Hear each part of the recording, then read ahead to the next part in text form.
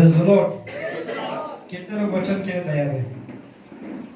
सब लोग तैयार है?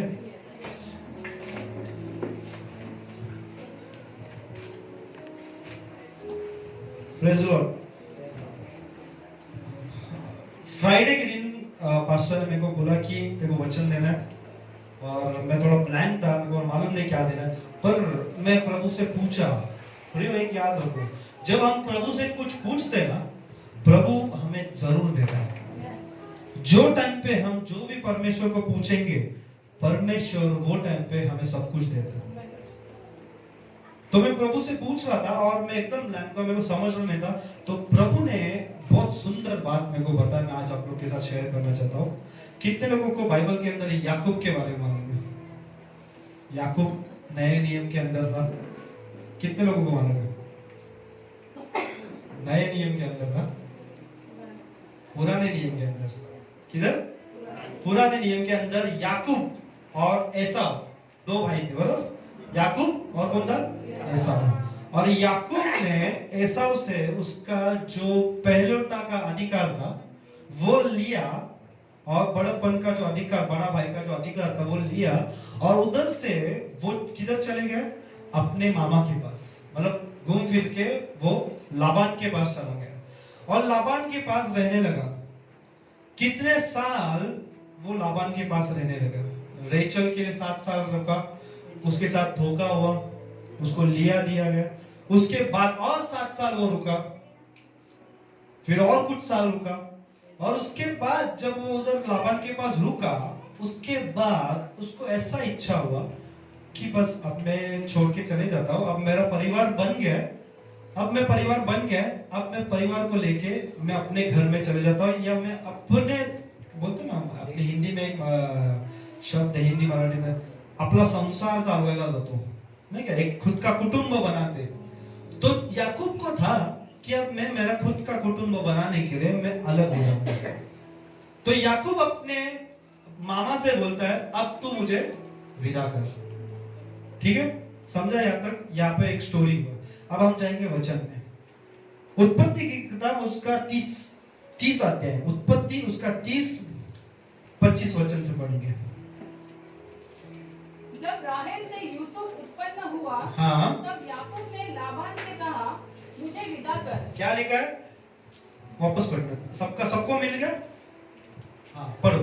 जब राहेल से यूसुफ उत्पन्न हुआ, हाँ, तब याकूब ने लाबान से कहा। देखो अब यहाँ पर यूसुफ का जन्म हो गया है और याकूब लाबान से भी बोल रहा है, मुझे विदा कर, हाँ, कि मैं अपने देश और स्थान को जाऊं। हाँ, मेरी स्त्रियां और मेरे लड़के वाले जिनके लिए मैंने तेरी सेवा की है, उन्हें मुझे दे, हाँ, कि मैं चला जाऊं। हाँ। तू तो जानता है कि मैंने तेरी कैसी सेवा की है। देखो अब याकूब जहां पर रह रहा था ना, वो लाबान उसका मामा था। थोड़ा उसका विचार लालच में था कि वो याकूब से काम कर रहा था, और याकूब ईमानदारी से उसके लिए काम करता था। प्रभु जब हमें जिस जगह पे रखता है ना, हमारा काम है, अगर किसके अधीन में है तो ईमानदारी से उसके लिए हम काम करें। एकदम वचन के अनुसार बोलो।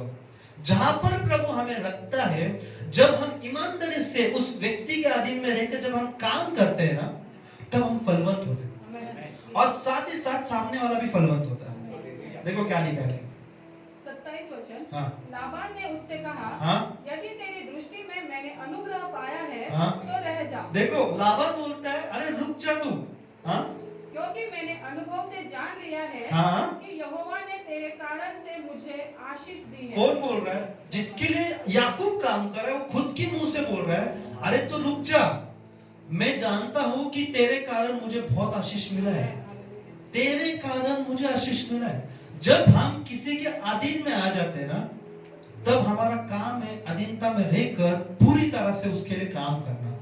और जब हम काम करते, हम भी फलवंत होते हैं, और जिसके लिए हम काम करते हैं वो भी फलवंत होता है, और वो खुद आपकी गवाही देगा कि तेरे कारण मैं देख रहा हूं कि यहोवा ने मुझे आशीष दी है।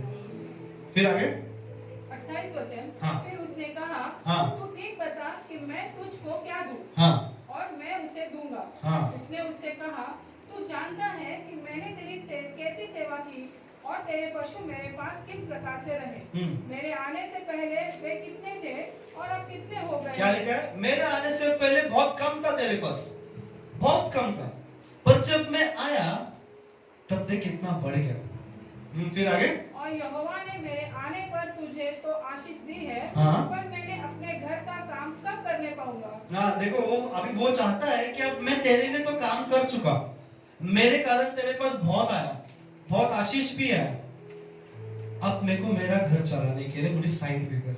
फिर आगे, उसने फिर कहा, हाँ अब मैं आपको बताऊंगा उसका राज क्या था। आगे पढ़ो। मैं तुझे क्या दूं। हाँ। याकूब ने कहा, तू मुझे कुछ न दे, यदि तू मेरे लिए एक काम करे, हाँ। तो मैं फिर तेरी भेड़ बकरियों को चलाऊंगा, हाँ। और उनकी रक्षा करूंगा। हाँ। मैं आज तेरी सब भेड़ बकरियों के बीच होकर निकलूंगा, और जो भेड़ बकरी चित्ती वाली व चित्तबरी हो, और जो भेड़ काली हो, और जो बकरी चित्तबरी व चित्ती वाली हो, उन्हें मैं अलग कर रखूंगा, और मेरी मजदूरी वे ही ठहरेगी। ओके, समझा आप लोगों को? अभी यहाँ पर ना याकूब एक बिजनेस करता था, वो था भेड़ बकरियों का बिजनेस, और ब्रीडिंग करके उन्हें बढ़ाता था। और जब लाबान शुरुआत में लाबान था ना, लाबान के बहुत छोटा झुंड था, और जब याकूब आया ना, तब याकूब ने उसके इतना मेहनत किया कि लाबान की भेड़ बकरियां बढ़ गई, बहुत बढ़ गई। और वो लाबान ने देखा कि इसने जब से काम शुरू किया ना, मेरा भेड़ बकरी बढ़ने लग गया। और यहाँ पे जो याकूब की भेड़ बकरियां थी ना, वो एकदम अलग थी। मीन्स वो टाइम पे अगर ये चित्त वाली या चितक भरी जितने भी भेड़, मतलब स्पॉटेड और स्पिकल्ड, ऐसे टाइप के जितने भी बकरी थे ना, वो मुश्किल से मिलते थे। मतलब धब्बे धब्बे रहते थे, व्हाइट कलर का पूरा बकरी रहता था, ब्लैक कलर का धब्बे रहता था। ये सिर्फ याकूब ही ब्रीडिंग कर पा रहा था, याकूब ही उसको तैयार कर पा रहा था, सिर्फ याकूब कर पा रहा था। और उसके वजह से ना याकूब को वो ज्ञान था, और वो बकरी का जो उसका झुंड था ना, वो जो स्टार्ट में छोटा या थोड़ा था ना, वो बढ़ने लग गया। पर एक राज उसमें है, मैं आपको बताऊंगा, पढ़ना आगे। 33 वचन। हाँ। और जब आगे को मेरी मजदूरी की चर्चा तेरे सामने चले, हाँ। तब धर्म की यही साक्षी होगी, हाँ। अर्थात बकरियों में से जो कोई न चित्ती वाली न चित्तबरी हो, और भेड़ों में से जो कोई काली न हो, सो यदि मेरे पास निकले तो चोरी की ठहरेगी। तब 36 से पढ़ना। और उसने अपने और याकूब के बीच में 3 दिन के मार्ग का अंतर ठहराया। तो याकूब लाबान की भेड़ बकरियों को चलाने लगा, और याकूब ने चिनार और बादाम और अरमोद वृक्षों की हरी हरी छड़ियां। देखो अभी याकूब क्या करता है मालूम क्या? ब्रीडिंग के लिए जब लेके जाता है, तब जो चिनार का पेड़ और बादाम और अमरूद का वृक्ष, इनके डालियों को लेता है और उनको छीलना चालू कर देता है। जो डाली होते हैं ना, डाली, उसको छीलता है, और ऐसा छीलता है कि वो एकदम सफेद दिखने लग जाते हैं।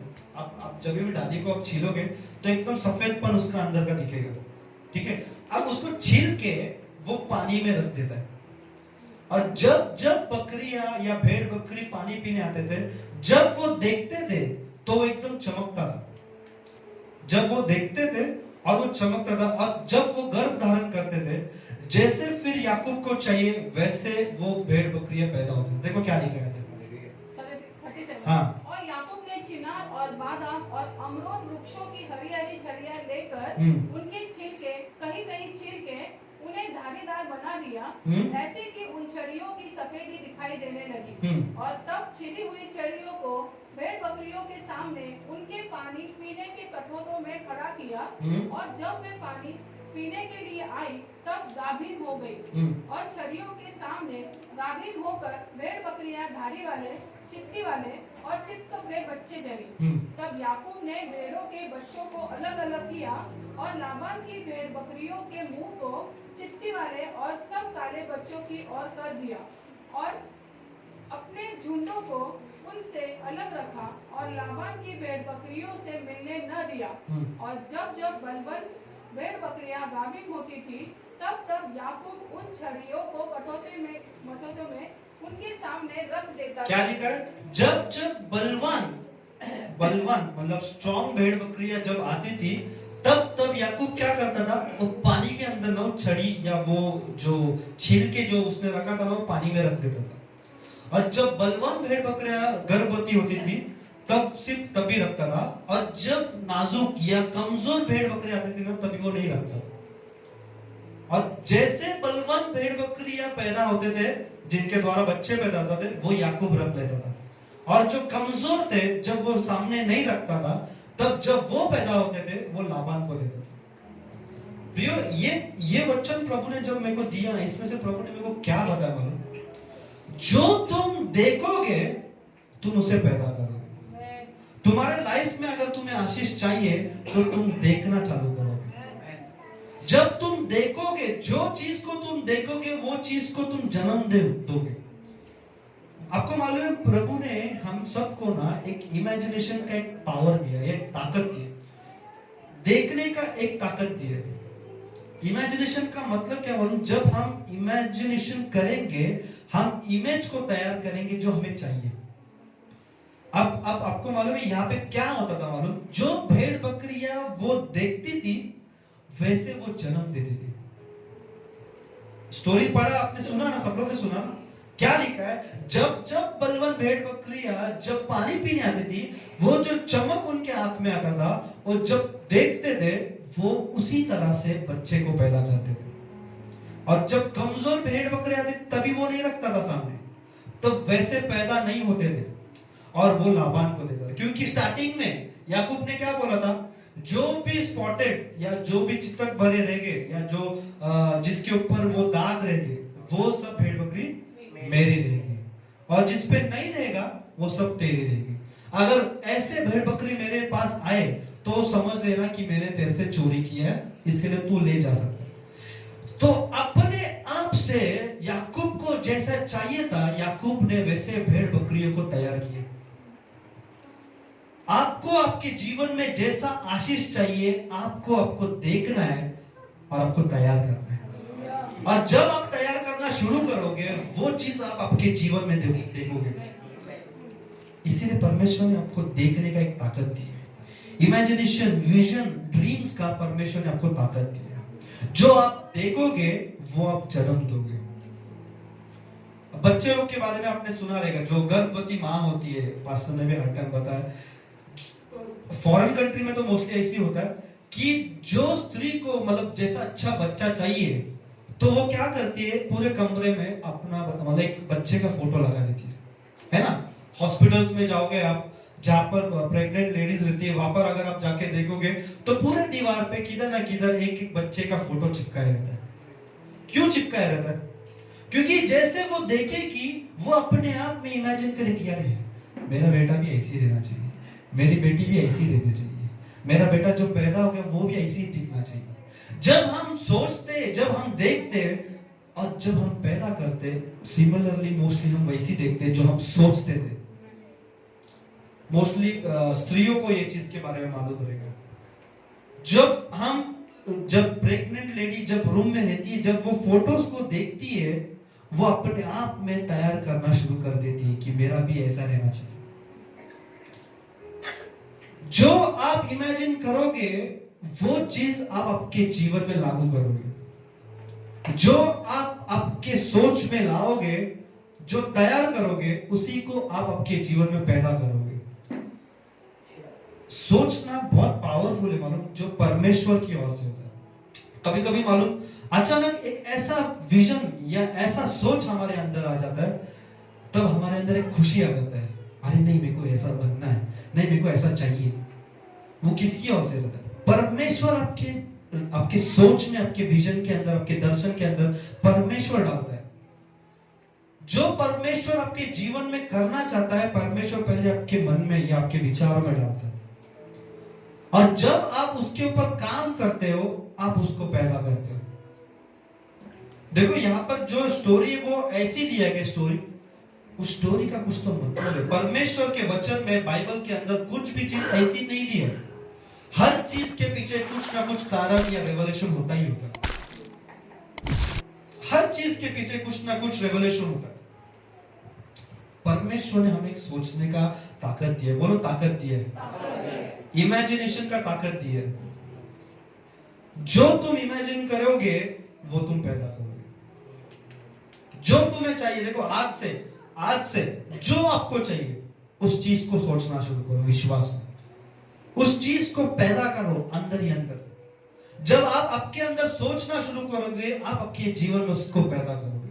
बहुत सारे लोग मिनिस्ट्री के अंदर रहते हैं, बहुत सारे पास्टर्स लोग रहते हैं, उनको ऐसा लगता है कि मेरा चर्च बढ़ना चाहिए, मेरा चर्च बढ़ना है। जब आप आपके विचार में सोचोगे कि नहीं मेरा चर्च ऐसा होना चाहिए, जब आप सोचोगे ऐसा प्रभु देगा। जो आप देखोगे प्रभु आपके जीवन में वो देगा जरूर। आप सोचोगे मेरे चर्च में 1 लाख लोग चाहिए, देखना शुरू कर दो। जब हम देखेंगे तो 1 लाख लोग प्रभु हमें देगा। हम देखेंगे हमें साउंड सिस्टम अच्छा चाहिए, प्रभु मुझे अच्छा चेयर चाहिए, मुझे अच्छा माइक चाहिए, मुझे अच्छा आराधक चाहिए, मुझे इंस्ट्रूमेंट्स चाहिए। देखना शुरू करो कि कलीसिया ऐसा होना चाहिए। जब हम वो देखेंगे परमेश्वर वो चीज हमारे जीवन में करेगा। आज बहुत सारे लोग जॉबलेस है, जिसके पास जॉब नहीं है, बिजनेस नहीं है, काम नहीं है, इनकम नहीं है, पैसा नहीं है। आप देखना शुरू करो कि आप किसी को तो पैसा उधार दे रहे हो।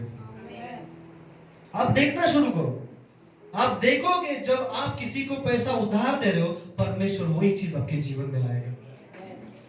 देखो बाइबल के अंदर लिखा है मैं तेरे जीवन में ऐसे ऐसे चीज दूंगा या ऐसे करूंगा जो तेरे चित्त में भी नहीं आई। ऐसा लिखा है ना? तो अब चित्त में ऐसे ऐसे चीज लाओ, बड़े बड़े चीज, उससे भी बढ़कर प्रभु देगा। क्योंकि वो आपके चित्त में नहीं आ रहे, उससे भी बढ़कर प्रभु दे रहा है।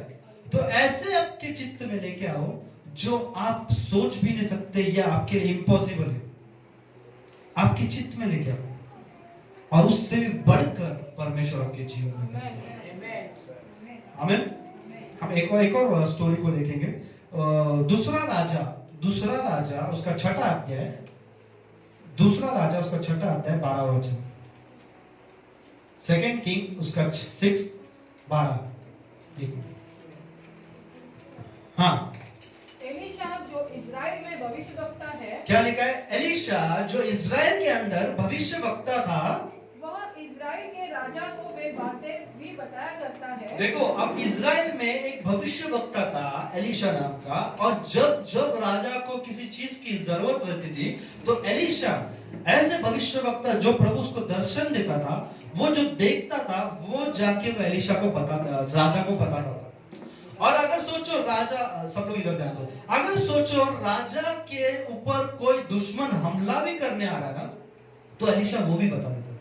देखो क्या लिखा है, बातें भी बताया करता है। हाँ, जो तू शयन की कोठरी में बोलता है। हाँ, क्या लिखा है?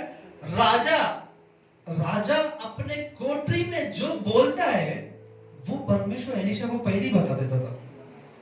अभी सोचो मैं अपने घर पे हूँ, मैं मेरे घर के रूम में बैठा हूँ और एक प्रभु का दास यहाँ पर बैठा है और मैं उसके विरुद्ध में कुछ सोच रहा हूँ। प्रभु उसको बता सकता है कि मैं क्या सोच रहा हूँ अपने रूम में बैठे। और एलीशा के जीवन में ऐसी था, राजा क्या सोचता था अपने कोठरी में बैठ के एलीशा को पहले ही मालूम पड़ता था। देखो जब तुम सोचना या तुम्हारा सोचना चालू हो जाएगा ना, परमेश्वर तुम्हारे विरोधियों का प्लान को तुम्हारे सामने एक्सपोज करेगा। जब हम देखो, आप लोग सुन रहे का मालूम नहीं, इधर ध्यान दो। जब आप लोग सोचना या देखना शुरू करोगे परमेश्वर आपके विरोधियों के प्लान्स को भी तुम्हें बताएगा। जितने भी विरोधी ने तुम्हारे विरोध में जो सोचा है परमेश्वर उसको एक्सपोज करेगा जब हम सोचना शुरू करेंगे। पढ़ो क्या लिखा? 13 वचन। हाँ, राजा ने कहा, हाँ, जाकर देखो कि वह कहाँ है। हाँ, तब मैं बेचकर उसे पकड़वा मंगाऊंगा। हाँ, और उसको यह समाचार मिला कि वह दोतान में है। हाँ। तब उसने वहां घोड़ों और रथों समेत एक भारी दल भेजा। देखो अभी एलीशा को पकड़ने के लिए राजा ने पूरे दल को भेजा, पूरे ग्रुप को भेजा है कि जा और एलीशा को पकड़ो। और उन्होंने रात को आकर नगर को घेर लिया। और रात के समय पे ऐसा हुआ कि जहां पर एलीशा रुका हुआ था वहां पे पूरा चारों बाजू पे सब दल ने उसको घेर के रखा था। पूरा भीड़, रथ, घोड़े, तलवार सब कुछ लेके एलीशा को मारने के लिए पूरा घेर के रखा था। फिर वो तो परमेश्वर के भक्त का टहलुआ उठा और निकल कर क्या देखता है कि घोड़ों और रथों समेत एक दल नगर को घेरे हुए पड़ा है। और उसके सेवक ने उससे कहा, हाय मेरे स्वामी, हम क्या करें? उसने कहा, मत डर। क्या लिखा है देखो, यहाँ पे पूरा जगह पे उसको सब जगह पे घेर के रखा है और जो उसके साथ के लोग थे वो लोग डरने लग गए। हर एक व्यक्ति डरने लग गया, पर एक ही व्यक्ति था एलीशा जो नहीं डर रहा था। एक ही व्यक्ति उनके बीच में था एलीशा जो नहीं डर रहा था, क्योंकि उसको मालूम था, उसकी आंखें खुली थी, उसकी आंखें खुली थी, उसको मालूम था हमारे साथ एक ही व्यक्ति था एलीशा जो नहीं डर रहा था। अब बाकी जितने भी एलीशा के साथ थे सब डर। ऑब्वियसली कोई भी डरेगा। यहाँ पर अभी आपको मारने के लिए लोग आने दो और आपको पूरा घेरने दो, ये एरिया को, पूरा भीड़ का भीड़ आने दो, आप डरोगे या नहीं डरोगे? बोलो। हर एक व्यक्ति डर, हर एक के अंदर डर है। पर जो प्रार्थना में रहता है, जो प्रभु की उपस्थिति में रहता है, जब उसकी आंखें खुली रहती है, वो नहीं डरेगा, वो नहीं डरेगा, क्योंकि उसका आत्मिक आंखें खुली है। उसको मालूम है ये लोग कुछ नहीं है, जो मेरे साथ है वो इससे भी बड़ा है। देखो आगे क्या लिखा है 16 वचन। उसने कहा, मत डर, क्योंकि जो हमारी ओर है, जो हमारी ओर है वह उनसे अधिक है। आमीन। जो हमारी ओर है वो उनसे अधिक है जो उनकी ओर है, जो उनकी ओर है। दिखने में, हमारे फिजिकल आइज से हमें दिखने में अरे ऐसा लगेगा, अरे बाप रे बहुत बड़ा है यार ये। दाऊद को गोलियत फिजिकली आंख से एकदम बहुत बड़ा रहेगा, 13 फुट वाला दाऊद एकदम छोटा।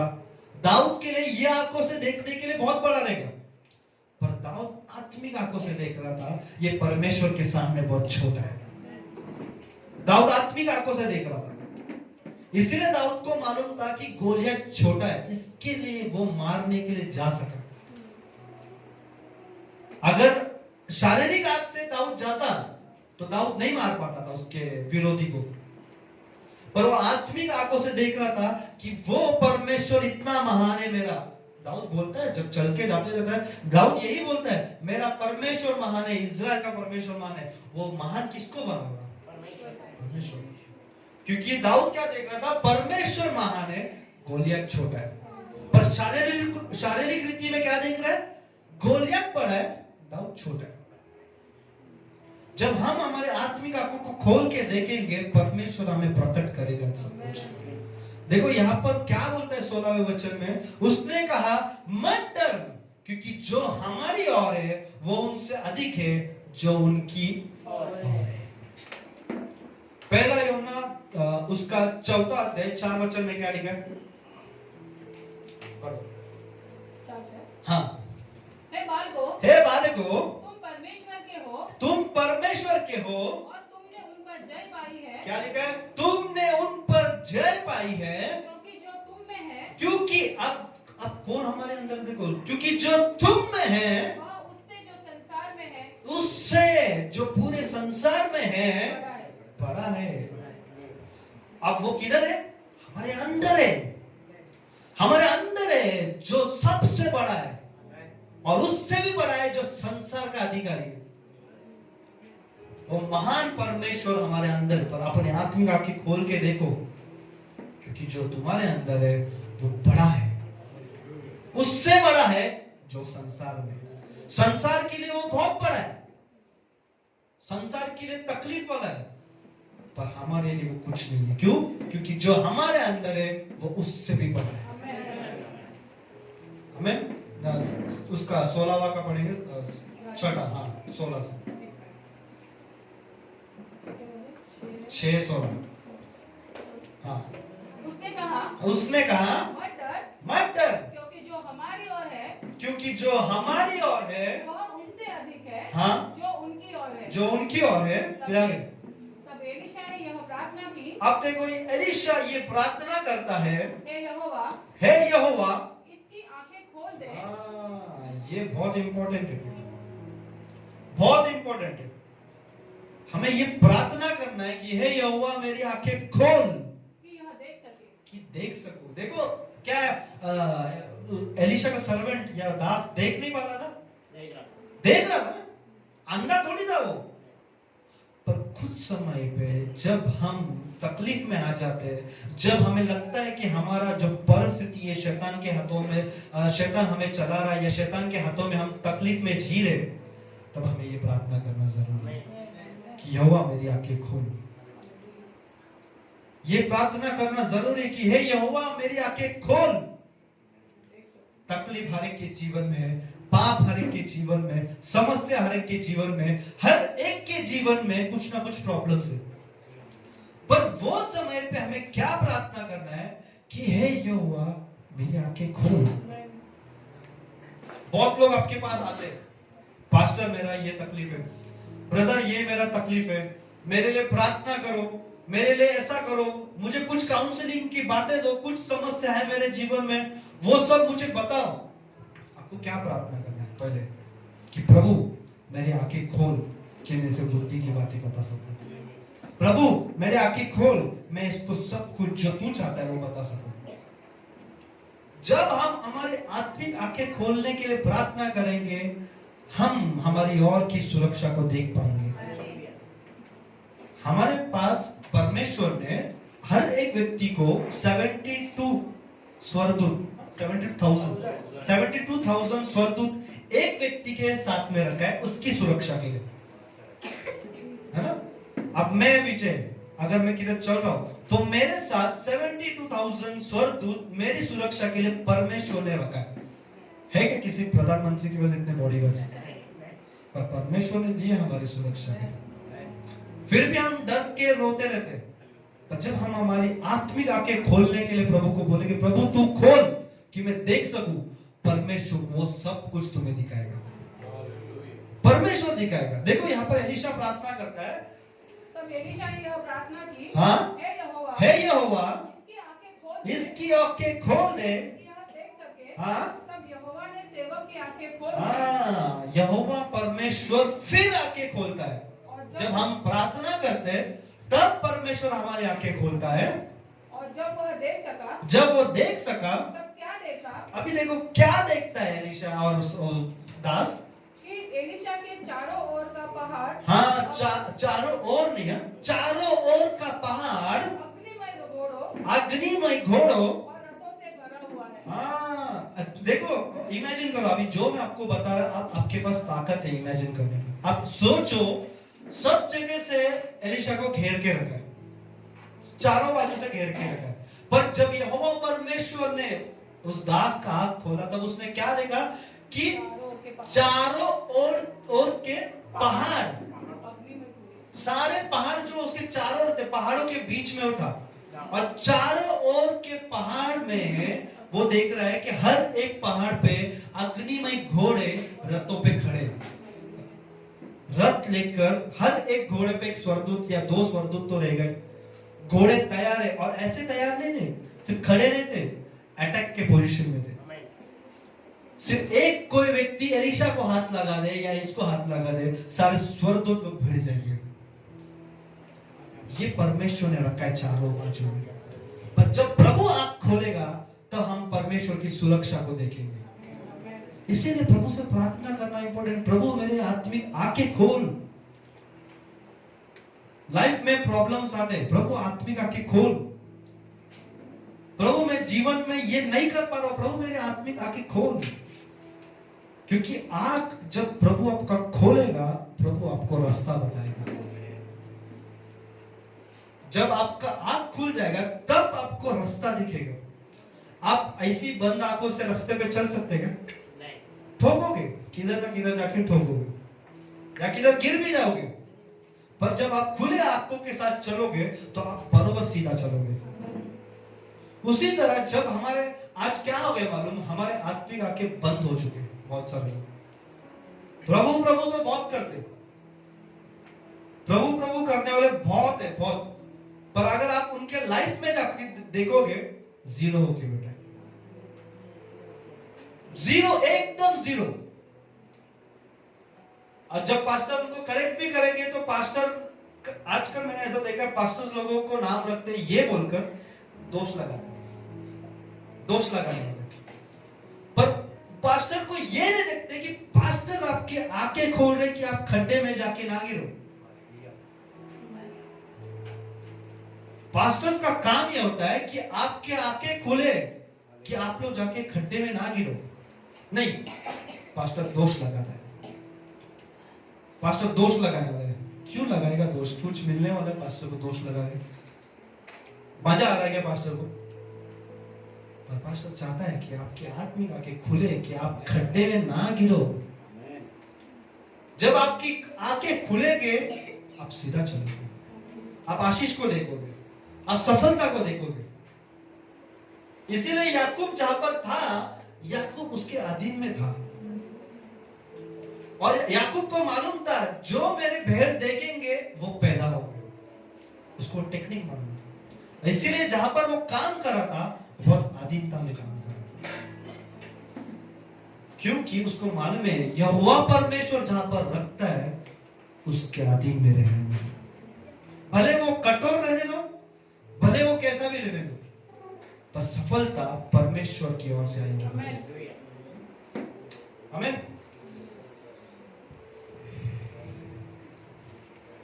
एक और वचन में जाएंगे, उत्पत्ति का किताब उसका 12वां अध्याय, उत्पत्ति का किताब उसका 12वां अध्याय 1 से पढ़ेंगे। सबको मिला? हाँ पढ़ो। यहोवा ने अब्राम से कहा, हाँ? अपने देश और अपनी जन्मभूमि हाँ? और अपने पिता के घर को छोड़कर उस देश में चला जा जो मैं तुझे दिखाऊंगा। हाँ, दिख रहा है क्या अब्राहम को? सब लोग इधर ध्यान दो। दिख रहा है अब्राहम को? दिख रहा है कुछ? और फिर भी परमेश्वर उसको बोल रहा है, देखो क्या बोल रहा है, यहोवा ने अब्राहम से कहा अपने देश और अपनी जन्मभूमि और अपने पिता के घर को छोड़कर उस देश में चला जा जो मैं तुझे दिखाऊंगा। दिखाऊंगा तो दिख रहा है,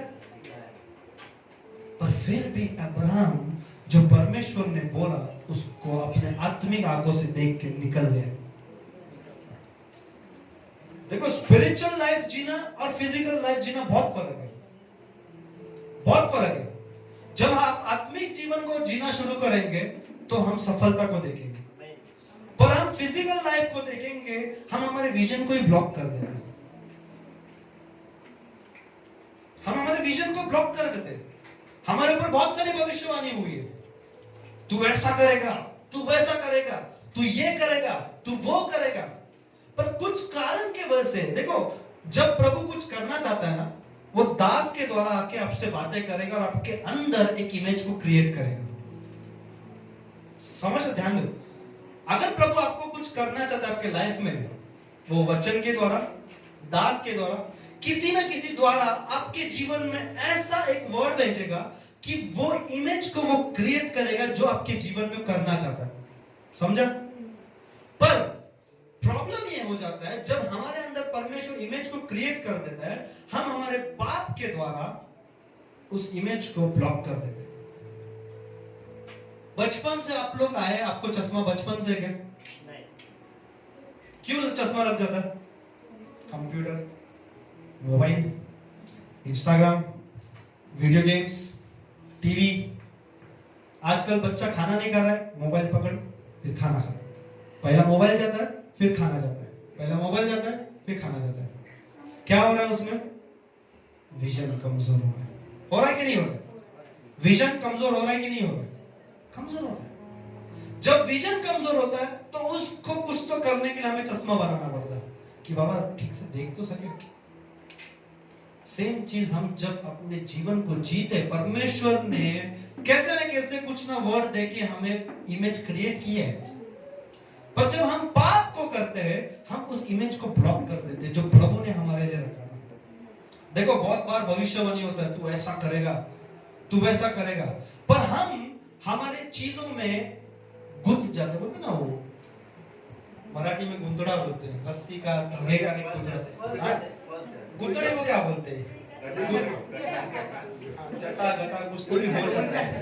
उनका हाँ, रस्सी को देखते ना, एक गुत्तड़ा हो जाता है, गत्तड़ा हो जाता है, कुछ तो हो जाता है, उलझन में आ जाते हैं। उसी तरह हमें विजन तो मिला है, पर हम हमारे पाप में अरे उसके बैठे, फंस के बैठे। देखो ये सच बात, सोचो, आप ही सोचो, बहुत सारे विजन्स, बहुत सारे दर्शन, बहुत सारे चीज प्रभु ने आपके सामने क्रिएट किए हैं। बहुत कुछ आपके सामने, बचपन से ही कोई पैदा होके आता है क्या, मैं इंजीनियर बनूंगा, एक इमेज को क्रिएट किया जाता है ना उसके सामने, एक इमेज को क्रिएट किया जाता है कि तुझे बड़ा होके इंजीनियर बनना है।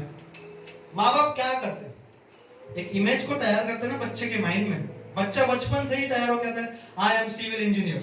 बच्चा जैसा पैदा हो गया बोलता है क्या, मैं डॉक्टर हूं। उसके अंदर इमेज को तैयार किया जाता है, क्रिएट किया जाता है, और जब इमेज उसका क्रिएट होता है कि मुझे इंजीनियर बनना है, वो उसकी ओर जाता है ना, उसकी ओर बढ़ता है। उसी तरह परमेश्वर कुछ ना कुछ वचन के द्वारा, भविष्यवक्ता के द्वारा आपके अंदर एक इमेज को तैयार करता है। तेरे जीवन में मैं ये करूंगा, मैं तुझे बड़ा दास बनाऊंगा, मैं तुझे इस्तेमाल करूंगा, तू पास्टर बनेगा, तू इवेंजलिस्ट बनेगा, तू मेरा आराधक बनेगा, तू ये करेगा, तू इतने लोगों के सामने खड़ा रह के प्रचार करेगा, तू इतने लोगों के सामने रह के आराधना करेगा। पर किधर है, किधर ना किधर हम स्टॉप हो गए। क्यों?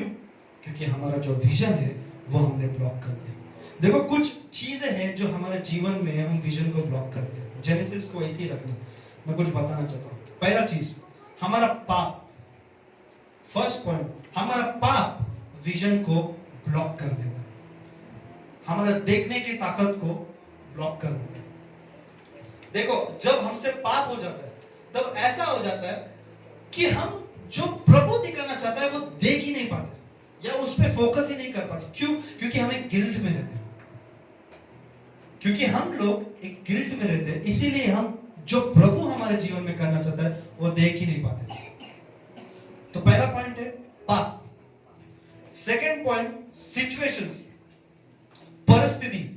जब हमारे जीवन में परिस्थिति खराब हो जाती है, प्रॉब्लम्स आ जाते हैं, तो हमारा फोकस हट जाता है, हमारे प्रॉब्लम पे लग जाता है, हमारे सिचुएशंस पे हमारा फोकस आ जाता है, और परमेश्वर के ऊपर हम ध्यान नहीं देते।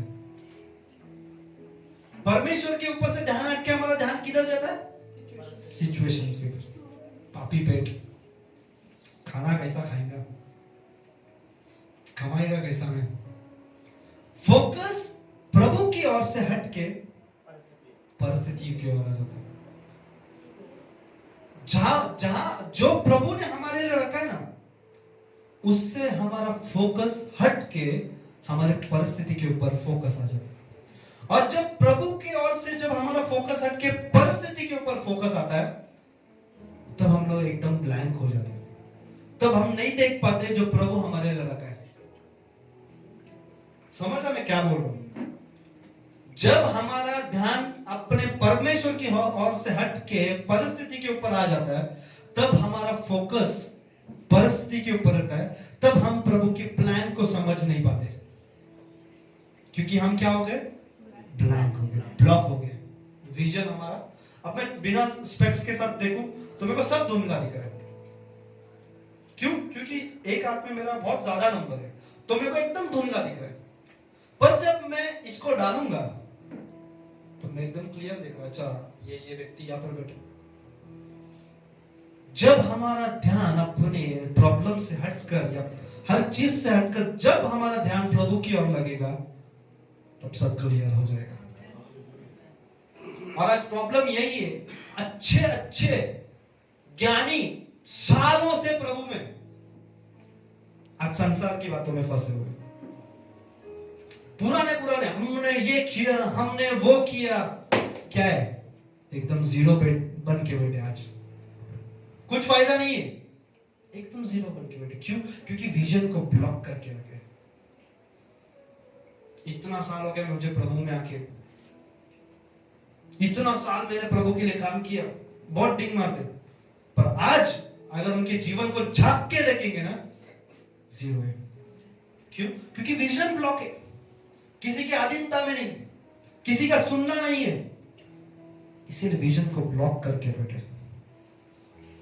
जब विजन, जो प्रभु का वर्ड प्रेयर जो हमारा आंखों को खोल सकता है, जब हम उस पर ज्यादा ध्यान देंगे तो विजन क्लियर हो जाएगा, वापस हम प्रभु के प्लान की ओर चल पाएंगे। क्योंकि बाइबल में लिखा है कि प्रभु ने हमारे लिए अच्छे अच्छे प्लान्स रखे, अच्छी योजना रखी है, पर जब विजन क्लियर हो जाएगा ना तो हम उस प्लान की ओर जा सकेंगे। जो जो भविष्यवाणी प्रभु ने आपके लिए किया है ना, वो वापस होना शुरू हो जाएगा। देखो बहुत सारे भविष्यवाणी मेरे लाइफ में देखे, भविष्यवाणी हमारे जीवन में हुए, पर लेट होने का कारण हम हैं, हम खुद। इसीलिए वो जो भविष्यवाणी है ना, वो लेट हो जाता है, वो निकल नहीं जाता है, पर लेट हो जाता है, क्योंकि हम विजन को ब्लॉक करके। प्रभु चाहता है कि आपकी आंखें खोलो, आत्मिक आंखें, और आगे की ओर देखो जो प्रभु ने आपके लिए रखा है। जब हमारा फोकस हमारी परिस्थिति से हटकर परमेश्वर की ओर लगेगा, तब हम वो देख पाएंगे जो प्रभु ने हमारे लिए रखा है। और जब हम वो देखना शुरू करेंगे, हम उसे अचीव करना शुरू करेंगे। क्योंकि यहाँ पर जो याकूब की भेड़ थी, वो देख रही थी, और जो देखती थी वो जन्म देती थी। समझ रहे हो? जो वो देखते थे वो बलवान भेड़ जन्म देते थे, और जो कमजोर भेड़ थे, जब उनके सामने कुछ नहीं रहता था, वो नहीं जन्म देते थे। मतलब जो स्पॉटेड जो चाहिए था वो नहीं जन्म देते थे। इसीलिए जो हम देखेंगे वही हम जन्म देंगे, देखो अगर आप एलिशा और जो उस दास है, एलिशा और वो जो दास का मैंने अभी बताया, जो परमेश्वर ने उसकी आंखें खोली और उसने देखा कि चारों पहाड़ों पर अग्नि में रथों पे घोड़ों के साथ सब तैयार थे, और उसके आगे के वचन में ऐसा लिखा है कि यहोवा परमेश्वर ने जो एलिशा को पकड़ने आए थे उनकी आंखें बंद कर दी, उन सबको, पूरे भीड़ को अंधा कर दिया। आप समझ लो इसका मतलब क्या? जब आप अंधे हो जाओगे ना, आप बॉन्डेज में चले जाओगे, एक बंधन में। क्योंकि देखो उसी वचन में ऐसा लिखा है, जब यहोवा परमेश्वर ने उन सबको अंधा कर दिया, तब एलिशा ने उन सबको बंदी करके राजा के पास लेके गए। बराबर है ना? ऐसे लिखा है। क्या लिखा है कि जब एक जगह पे एलिशा बोलता है इसकी आंखें खोल, जब उसकी आंखें खुलती है तब वो सुरक्षा को देखता है, और एक जगह पे उसी समय बाद में ऐसा हो जाता है कि जितने उसको पकड़ने आए थे उसी समय सब अंधे हो जाते हैं, और एलिशा उन सबको जब वो अंधे हो जाते हैं बंदी करके राजा के पास लेके जाता है। देखो जब हम अंधे होते हैं ना स्पिरिचुअली, हम बंधन में पकड़े जाते हैं। आप लोग समझ रहे हो इस बात को कि नहीं समझ रहे हो, या सीरियसली ले रहे हो मालूम नहीं, पर ये बात सच है। जब हम अपने आप को अंधा कर देते, जब हमारे विजन को हम ब्लॉक कर देते ना, हम बंधन में बन जाते हैं। पर जब हमारे आंखें खुली होती है तब हम परमेश्वर की आशीष को देख पाते हैं, तब हम परमेश्वर की सुरक्षा को देख पाते हैं। इसलिए प्रियो, क्रिश्चियन लाइफ खेल नहीं है। कुछ क्षण भर के लिए हम इस संसार में हैं, खेलने के लिए नहीं, पर कुछ अचीव करने के लिए जो प्रभु ने हमारे लिए रखा है। मैं प्रभु से ये प्रार्थना करता हूं प्रभु कभी कभी कि प्रभु जो तूने रखा है ना, वो जल्दी मेरे जीवन में होने दे, और वो होके ही मैं मरूं, जो तूने रखा है। क्योंकि अगर जो प्रभु ने रखा है वो हम हमारे जीवन में, इस संसार में जब तक है, जब तक हमारे जीवन में ना हो तो हमारा जीना मतलब नहीं है। क्योंकि प्रभु ने बहुत सुंदर सुंदर चीजें हमारे जीवन में रखी है, पर हमें वो चीज जो प्रभु ने रखा है वो देखना शुरू करना है, वो देखना शुरू करना है। जब आप देखोगे वो आपके जीवन में आएगा। आपका बिजनेस डाउन चल रहा है, देखो कि प्रभु मुझे बड़ा बिजनेस देगा। आपके पास काम नहीं है, देखो बोलने वाले आपको बहुत बोलेंगे कुछ काम का नहीं, ये नहीं, ये वो नहीं, पर प्रभु ने जो रखा है उसको देखना शुरू करो कि प्रभु ने बहुत बड़ा चीज मेरे लिए रखा है। आमीन। पढ़ेंगे जेनेसिस का किताब। हाँ, एक किधर तक हुआ था? एक हुआ, दूसरा पढ़ो। और मैं तुझसे एक बड़ी जाति बनाऊंगा। देखो अब्राहम के नजर के सामने परमेश्वर कुछ तैयार कर रहे हैं। अब्राहम बड़ी जाति का है क्या, मतलब पिता है क्या अभी तक, जहां पर उन दोनों का बात चल रहा है, परमेश्वर और अब्राहम के बीच में बातचीत चल रही है। क्या वो बड़ी जाति का था कभी? साधारण व्यक्ति था अब्राहम। क्या था? साधारण व्यक्ति। पर उस समय पे परमेश्वर कुछ बोल के ना उसके मन में क्रिएट कर रहा है। देखो क्या कर रहा है? मैं तुझसे एक बड़ी जाति बनाऊंगा। मैं तुझसे एक बड़ी जाति बनाऊंगा और तुझे आशीष दूंगा। और तुझे आशीष दूंगा और तेरा नाम बड़ा करूंगा। हाँ, और तू आशीष का मूल होगा। हाँ, ये वो टाइम पे बोल रहा है जब जो टाइम पे अब्राहम कुछ नहीं था, संतान तक नहीं था। देखो सच में अब्राहम को एक भी बच्चा नहीं था, पर फिर भी परमेश्वर बोल के उसके विचारों में सब कुछ क्रिएट कर रहा था। और जब वो क्रिएट हो जाता है तब जब हम विश्वास में उसे पकड़ लेते हम उसको अचीव कर लेते। हालेलुया। अब्राहम को संतान नहीं था और फिर भी प्रभु क्या बोल रहे हैं? मैं तुझसे बड़ी जाति बनाऊंगा, मैं तुझे आशीष दूंगा, मैं तेरा नाम बड़ा करूंगा। ये सब कुछ जब वो जीरो था ना तब परमेश्वर देखा और अब्राहम ने उसको देखना शुरू किया और वो देख के अब्राहम उधर से निकला। उसके पास एक विजन देके परमेश्वर ने उसको निकाला। प्रभु विदाउट विजन नहीं निकालेगा किसी को। प्रभु एक विजन देगा, जरूर देगा। देखो फिर आगे क्या लिखा? और जो तुझे आशीर्वाद दे हाँ? उन्हें मैं आशीष दूंगा। हाँ? और जो तुझे कोसे उन्हें मैं शाप दूंगा। और भूमंडल के सारे कुल तेरे द्वारा आशीष पाएंगे। ओके। यहोवा के इस वचन के अनुसार अब्राम चला और लूत भी उसके संग चला। और जब अब्राम हारान देश से निकला उस समय वह 75 छठवां पढ़ना भी। उस देश के बीच से जाते हुए हाँ? अब्राम शकेम में जहाँ मोरे का बांज वृक्ष है पहुंचा। उस समय उस देश में कनानी लोग रहते थे। तब यहोवा ने अब्राम को दर्शन देकर कहा, यह देश मैं तेरे वंश को दूंगा। और उसने वहां यहोवा के लिए जिसने उसे दर्शन दिया था एक वेदी बनाई। फिर वहां से कूच करके वह उस पहाड़ पर आया जो बेतेल के पूर्व की ओर है और अपना तंबू 10 पढ़ना। और उस देश में अकाल पड़ा और अब्राम मिस्र देश को चला गया कि वहां परदेसी होकर रहे, क्योंकि देश में भयंकर अकाल पड़ा था। फिर ऐसा हुआ कि मिस्र के निकट पहुंचकर उसने अपनी पत्नी सारे से कहा, सुन, मुझे मालूम है कि तू एक सुंदर स्त्री है। इस कारण जब मिस्री तुझे देखेंगे तब कहेंगे। एक मिनट। लूत का और उसका किधर है? सॉरी 13 में जाओ। सॉरी 13 का 1 से सॉरी 13 का 1 से। तब अब्राम अपनी पत्नी और अपनी सारी संपत्ति लेकर लूत को भी संग लिए हुए मिस्र को छोड़कर कनान देश के दक्षिण में आया। अब्राम भेड़ बकरी, गाय बैल और सोने रुपए का बड़ा धनी था। फिर वह दक्षिण देश से चलकर बेतेल के पास उसी स्थान पहुंचा जहां उसका तंबू पहले पड़ा था, जो बेतेल और ए के बीच में है। यह स्थान उस वेदी का है जिसे उसने पहले बनाई थी।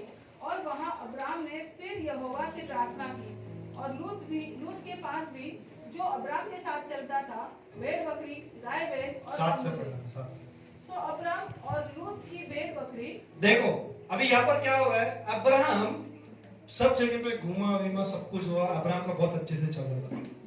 पर एक जगह पे आने के बाद अब्राहम और जो उसका भतीजा था लूत, उन दोनों के जो भेड़ बकरी के चरवाने वाले थे उन दोनों में झगड़ा चालू हो जाता है।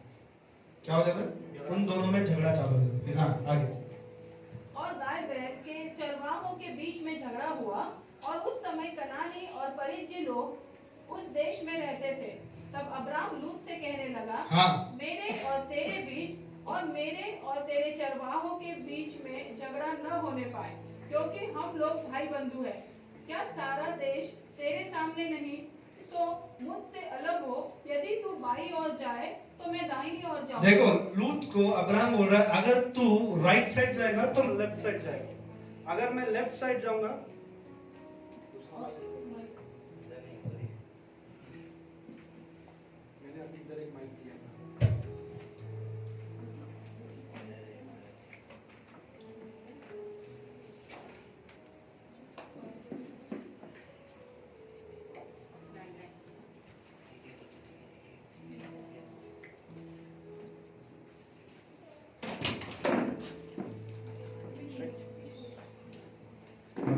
चेक। क्या था? अगर तू राइट साइड जाएगा तो मैं लेफ्ट साइड जाऊंगा, अगर तू लेफ्ट साइड जाएगा तो मैं राइट साइड जाऊंगा। अब्राहम और लूत के बीच में ये वाद विवाद चल रहा है। अब्राहम और लूत के बीच में ये वाद विवाद चल रहा है। बाद में लूत ये सोचता है कि मैं सदोम के साइड पे जाऊंगा जहां पर हरियाली था। हाँ, हरियाली देखकर वो हरियाली के साइड चला गया। अब्राहम उस समय पे अकेला हो गया। क्या हो गया? अब्राहम एकदम अकेला हो गया। प्रियो, एक समय आएगा जहां पर आप एकदम अकेले हो जाएंगे, एकदम अकेले हो जाएंगे, आपको कुछ नहीं दिखेगा। देखो, ध्यान दो, एकदम अकेले हो जाओगे। और जिस समय पे आप अकेले हो जाओगे ना, उस समय परमेश्वर का आवाज आएगा। आमीन। कि देखो आगे क्या लिखा है, 12 से पढ़ना। अब्राम तो कनान देश में रहा, पर लूत उस तराई के नगरों में रहने लगा और अपना तम्बू सदोम के निकट खड़ा किया। हाँ। सदोम के लोग यहोवा के लेखे में बड़े दुष्ट और पापी थे। जब लूत अब्राम से अलग हो गया, हाँ? तब उसके पश्चात यहोवा ने अब्राम से कहा, आग उठाकर जिस स्थान पर तू है, जो जगह पे तू खड़ा है। देखो, अब्राहम ने सिर्फ एक ही बोला, तू राइट जाएगा तो मैं लेफ्ट जाऊंगा, तू लेफ्ट जाएगा तो मैं राइट जाऊंगा। लॉट ने एक जगह को चुन लिया, उस जगह पे अब्राहम अकेला गिर गया। पर जब अब्राहम अकेला गिर गया, तब परमेश्वर आके उसको बोलता है, आंख उठा के देख, जिस स्थान पे तू खड़ा है देख। क्या लिखा है? उत्तर दक्षिण। उत्तर बोला तो नॉर्थ, ठीक है। उत्तर, फिर दक्षिण। दक्षिण बोला तो साउथ। पूर्व पश्चिम। उत्तर पूर्व दक्षिण। ओके, उत्तर मतलब ईस्ट वेस्ट, नॉर्थ साउथ, हाँ, पूर्व पश्चिम। हाँ, ये ऐसा चारों वाइज, ठीक है। तो चारों बाजू में दृष्टि कर, चारों बाजू में लूत को क्या मिला? सिर्फ एक बाजू। और जब हम अकेले गिर जाते और जब परमेश्वर बोलता है देख, तो वो चारों बाजू देखना। एलीशा के दास को बोला देख, चारों बाजू देखने लगे। जब परमेश्वर कुछ देखने बोलता है ना, तब वो चारों बाजू आशीष को रखता है। चारों, एक साइड से आशीष नहीं आता। जब यहोवा की और हम जब फिजिकली हम देखेंगे शारीरिक रूप में, तो हम सिर्फ एक ही बाजू देखेंगे, राइट या तो लेफ्ट। चलो, जिधर हरियाली दिख रहा है हम उधर चले जाएंगे। पर जब हम आत्मिक आंखों को खोल कर देखते हैं, तब चारों बाजू पे हमें आशीष दिखेगी, चारों बाजू पे। इसलिए जब हम देखो प्रियो, जब तुम अकेले गिरते हो ना, मत सोचो आप अकेले, दुनिया छोड़ देगा आपको, पर आप मत सोचो अकेले, परमेश्वर आपके साथ। चारों बाजू का परमेश्वर आपका आंख खोलेगा, चारों बाजू का। यूसुफ अकेला था, पर उसको ड्रीम दिया गया था, एक इमेज को क्रिएट करके रखा था परमेश्वर। एक इमेज परमेश्वर हर समय क्रिएट करेगा ही करेगा, आपके मन में देके रखेगा। अगर सोचो यूसुफ ने पाप किया होता ना, जो पोतीफर की वाइफ आके जब उसको उकसा रही थी, अगर यूसुफ ने पाप किया होता ना, तो वो इमेज उसका ब्लॉक हो जाता, क्योंकि वो पाप में फंस जाता था। पर वो पाप से भागा और उसका इमेज ओपन था। क्यों? क्योंकि वो पाप में नहीं गुंत नहीं गया था, वो फ्री था। इसलिए वो जो इमेज प्रभु ने उसको दिया था ना, उसकी और दौड़ता था। कठिन था क्या? यूसुफ प्रधानमंत्री बनने का एकदम कठिन था, पर भाई विजन देने वाला कौन है मालूम? परमेश्वर। वो फेथफुल रहा, और जब वो फेथफुल रहा, वो विजन की और कंप्लीट करके निकला। जो विजन प्रभु आपको देगा वो प्रभु कंप्लीट करेगा। सिर्फ जुड़े रहो, गुंत मत जाओ, डिले मत करो। जो चीज प्रभु ने आपको विजन में कुछ साल पहले जब आप प्रभु में आए, बहुत सारे विजन प्रभु ने आपको दिए, बहुत सारे दर्शन आपके मन में प्रभु ने क्रिएट करके रखे, उसकी ओर बढ़ो, प्रार्थना में रहो, वचन में रहो, टाइम को वेस्ट मत करो, प्रभु के साथ बने रहो। भले यूसुफ बंदी गृह में था, पर वो टाइम वेस्ट नहीं करता था, वो प्रभु के साथ जुड़ा हुआ था, उसका संबंध प्रभु के साथ जुड़ा हुआ था। इसीलिए जो ड्रीम प्रभु ने यूसुफ को दिया था, यूसुफ वहां तक पहुंचा। ठीक है, आगे बढ़ क्या लिखा? क्योंकि- 14। जब लूत अब्राम से हाँ पढ़ो।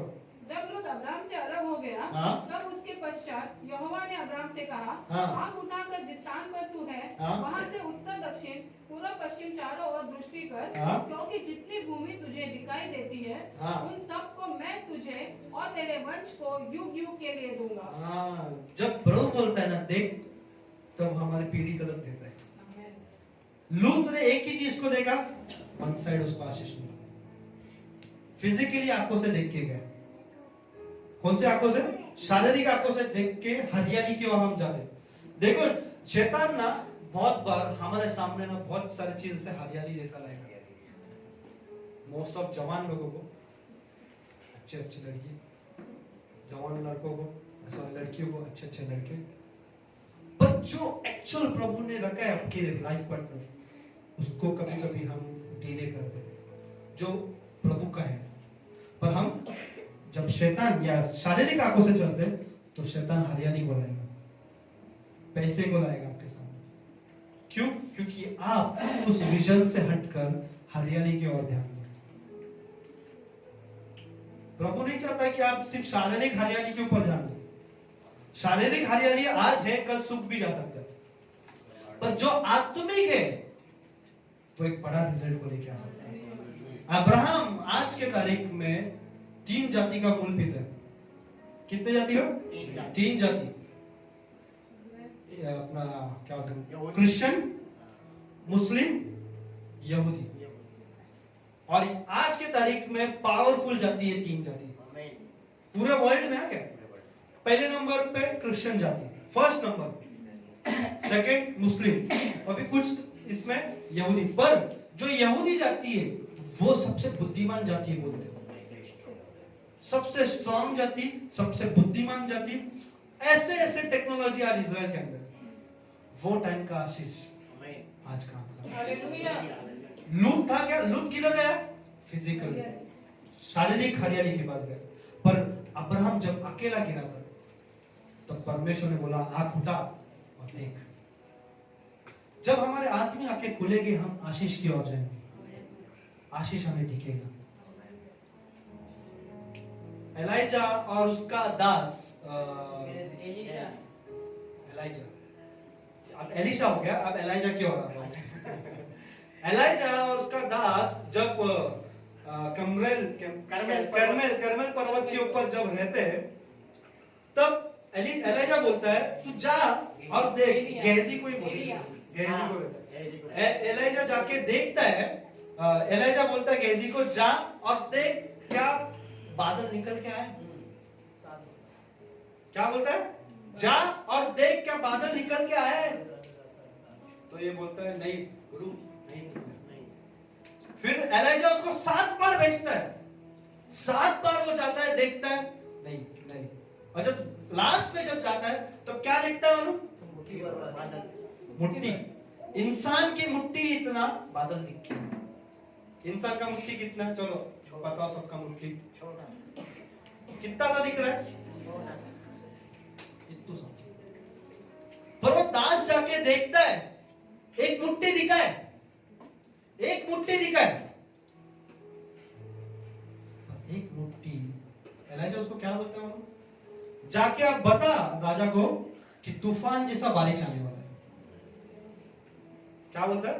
तूफान जैसा बारिश आता है। और ऐसा नहीं कहा उसके आगे के वचन में, थोड़ी ही देर में आंधी और तूफान उठने लग गई और बारिश आने लग गई। देखो आपको छोटा सा विजन दिखेगा, आपके लिए वो इतना सा मुट्ठी पर दर्शन रहेगा आपके सोच में, और वही सोच को परमेश्वर बड़ा ब्लास्ट करेगा। दिखने में छोटा मुट्ठी दिख रहा है आपको, दिखने में छोटा विजन दिख रहा है, दिखने में छोटा दर्शन है आपके लिए, आपके सोच में बहुत छोटा दिख रहा है, पर एक समय आएगा परमेश्वर उसको बड़ा बादल बनाएगा। आपके दर्शन को हकीकत में परमेश्वर लाएगा, पर 7 बार जाना पड़ेगा। मतलब कंटिन्यू प्रेयर में रहना पड़ेगा, कंटिन्यू उसकी ओर जाना पड़ेगा, कंटिन्यू उसके साथ रहना पड़ेगा। तब आपके जो भविष्यवाणी आपके पर हुए वो पूरा करेगा। बहुत बार हम हमारे विजन को कब ब्लॉक करते मालूम? जब हमारा नजर न लोगों के ऊपर रहता है। मैंने मेरे लाइफ में देखा है। मैं जितने भी बार प्रभु में बढ़ना चाहता हूं ना कुछ ऐसे हो जाता है, कुछ लोगों के कारण मैं एकदम ब्लैंक हो जाता हूं, मैं किसी काम का नहीं रहता। मेरे साथ हुआ है। जो प्रभु ने मेरे लिए प्लान्स रखे ना, कुछ लोगों के कारण मेरे लाइफ में ऐसा हो जाता है, मैं मरे हुए कुत्ते के समान हो जाता हूं। मेरा ऐसा हालत खराब हो जाता है। क्यों? क्योंकि कभी कभी मेरा ध्यान मनुष्य के ऊपर चले जाता है और वो मैं अचीव नहीं कर पाता हूं, या उसके ऊपर मैं फोकस नहीं कर पाता हूं जो प्रभु ने मेरे लिए रखा है। ऐसा होता है जब हमारा ध्यान लोगों के ऊपर रहता है ना, तब हम हमारे प्लान से हट जाते हैं। अरे ये क्यों ऐसा सब मेरे साथ बिहेव कर रहा है, ये क्यों ऐसा कर रहा है, मेरे को चाहिए ऐसा है तो ये क्यों नहीं कर रहा है, इसने मेरे को ऐसा क्यों बोला, इसने मुझे प्रेज द लॉर्ड नहीं किया, ये देख के मेरे और से साइड में चले गए, मुंह फुगा के बेटा। जब हमारा ध्यान लोगों के ऊपर रहेगा ना, ब्लॉक हो जाएगा। जब हमारे अंदर गुस्सा रहेगा, जब हमारे अंदर नफरत रहेगा किसी के प्रति, हमारा विजन ब्लॉक हो जाएगा। ऐसे बहुत सारे चीज है जब हमारे विजन को हम ब्लॉक कर देते हैं, और जब ब्लॉक हो जाता है तब जो प्रभु देना चाहता है उससे हम मिस हो जाते हैं या उसको डिले कर देते हैं। प्रिय, तो प्रभु चाहता है कि आप आपकी आत्मिक आंखें खोलें। प्रभु से प्रार्थना करो कि प्रभु मेरे आत्मिक आंख खोल, कि मैं पवित्रता के साथ तेरे साथ चल सकूं। क्योंकि स्वर्ग रियल है, नरक रियल है। हम खेल खेलने के लिए नहीं है, हम खेल खेलने के लिए नहीं है। प्रभु ने कुछ तो हमारे लिए रखा है, और हर एक के, मैं सच्ची बोलता हूँ, हर एक के जीवन में प्रभु ने कुछ ना कुछ विजन को दिया है, कुछ ना कुछ प्रभु ने दर्शन या कुछ ना कुछ सोच आपके अंदर दिया है। प्रभु ने हमें प्रार्थना करना है कि प्रभु तू मेरे आंखें खोल कि मैं वो देख सकूं और उसको अचीव कर सकूं। आज हमें वो भेड़ बनना है याकूब की। आज हमें सबको याकूब का भेड़ बनना है कि जो हम देखेंगे उसको जन्म देंगे। हम सब आंख बंद करेंगे, प्रार्थना करेंगे। प्रभु